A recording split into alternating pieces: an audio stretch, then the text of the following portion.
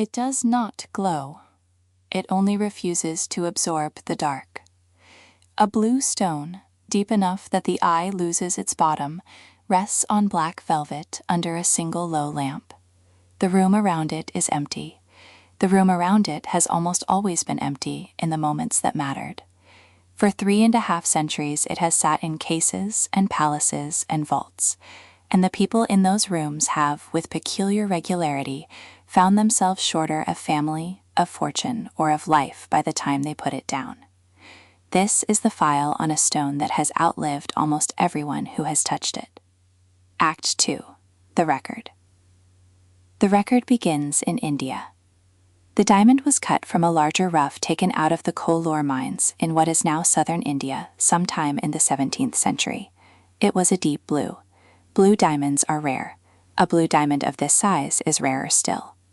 The first European to write it into a ledger was a French jeweler named Jean-Baptiste Tavernier, who traveled to India 6 times, and who carried this stone back to Paris on the last of those journeys. In 1668, he sold it to Louis XIV. The Sun King had it recut. The original Indian rough became a heart-shaped stone of about 67 carats. It was set into the regalia of the French crown. It was called simply the French blue. It was worn by Louis XIV, by Louis XV, and finally by Louis XVI and Marie Antoinette. It was kept with the rest of the crown jewels in a treasury called the Garde Meuble, on what is now the Place de la Concorde. On the night of the 11th of September, 1792, the Garde Meuble was broken into. The thieves came back across several nights. They emptied the treasury. The French blue went out the door with them. The Revolution had other matters on its hands. The diamond was not recovered. For 20 years, the record on it goes silent. Act 3. The Anomaly. It surfaced in London. Around 1812, a blue diamond of 45.5 carats appeared on the private London market. It was smaller than the French blue. It had been recut. Modern crystallographic studies, carried out in this century, have confirmed what was suspected even then. The London stone is the surviving heart of the missing French stone, trimmed and reshaped to disguise what it had been. By 1839, it had passed into the collection of a London banker named Henry Philip Hope, his name attached to it. The diamond was from then on the Hope diamond. Hope died unmarried. His estate fought over the stone for 30 years. It passed through 3 generations of his family. By the 1890s, the heir who held it was bankrupt, and he sold it to settle debts. The stone moved on. The next certain owner was Sultan Abdul Hamid II of the Ottoman Empire. He bought it in the early 1900s. By 1909, he had been deposed by the Young Turk Revolution, and the diamond was sold out of his collection to cover the costs of his exile. It surfaced again in Paris in the hands of a young jeweler named Pierre Cartier.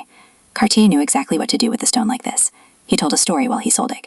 He told prospective buyers that the diamond had originally been the eye of a statue of the Hindu goddess Sita, that it had been stolen from a temple by a French traveler, and that everyone who had owned it since had met disaster.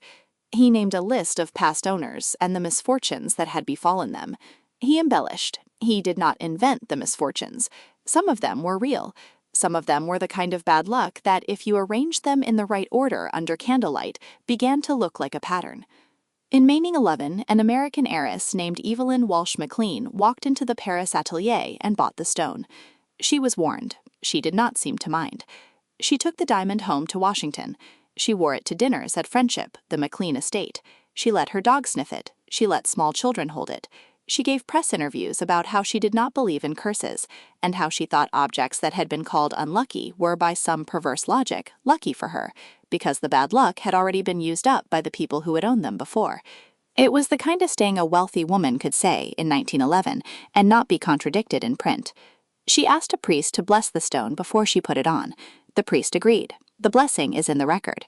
The priest's name is in the record. The blessing did not, in the end, hold. Act 4. The Investigation. McLean was the daughter of a Colorado mining millionaire and the wife of the heir to the Washington Post. She wore the diamond to dinners. She let her dog sniff it. She let small children hold it. She gave press interviews about how she did not believe in curses. Then her son Vincent died. He was 9 years old.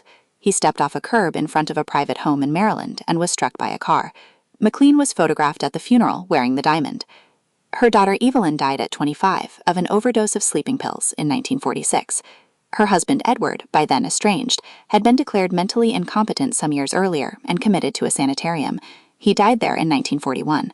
Her brother had taken his own life decades before, when she was still young. The investigation was reopened in family memory, the way a stone is taken out of a velvet box and turned in the hand again. Through all of it, she wore the diamond. She wore it to her son's funeral. She wore it through the long public collapse of her marriage. She wore it after her daughter died and through the years in which her own health failed her by inches. She had been told, when she bought it, that bad luck attached only to those who feared the stone, and she had decided that fearing it was the one thing she would not do. There is a particular kind of dignity in that decision. There is also a particular kind of grief. She died in 1947. Her estate was settled in 1949. The diamond was sold, with the rest of her jewels, to a New York gem dealer named Harry Winston. Act 5. The Silence. Winston did not believe in the curse. He kept the stone for almost a decade. He took it on a tour of charity exhibits, and in 1958 he made the decision that has, more than any other single act in the file, drawn a line under it. He gave it away. He donated the Hope Diamond to the Smithsonian Institution in Washington to be the founding piece of a national gem collection. He sent it through registered mail. The package was wrapped in brown paper. The postage cost him $2.44. The insurance was $1 million. The man who delivered it was a registered postal carrier named James Todd. Within a year of the delivery, Todd's leg was crushed by a truck. His wife died of a heart attack. His dog was strangled when its leash caught in a fence. His house burned. He was interviewed about the diamond, and he gave the answer of a man who has not slept enough. He said he did not believe in curses. He said he was tired. He died of natural causes some years later. His misfortunes are recorded in newspaper archives. They are not in dispute. The pattern, if you set the names down side by side, is plain enough to see. Tavernier, who sold it to a king, lost a fortune in his old age and died, by most accounts, in poverty in Russia. The royal family that wore the recut stone walked, in the lifetime of one of its members, to the guillotine. The London family that gave it its modern name lost the diamond to bankruptcy. The sultan who owned it lost an empire. The American heiress who refused to fear it buried 2 children, a husband, and a brother. The postman who carried it across town in a brown paper parcel watched his small life come apart by the seams. That is the case for the curse. Against that case stands the truth that wealthy people lose children, that French monarchies fall on their own schedule, that postmen are sometimes hit by trucks, and that a stone the size of a walnut cannot, by any mechanism known to physics, reach across a room and arrange a heart attack. The Smithsonian curators are not wrong to refuse the curse. They are also not refusing the misfortunes. They are refusing the line that connects them. That line is what the file leaves to the reader. The Smithsonian, for its part, has held the stone since 1958 without incident.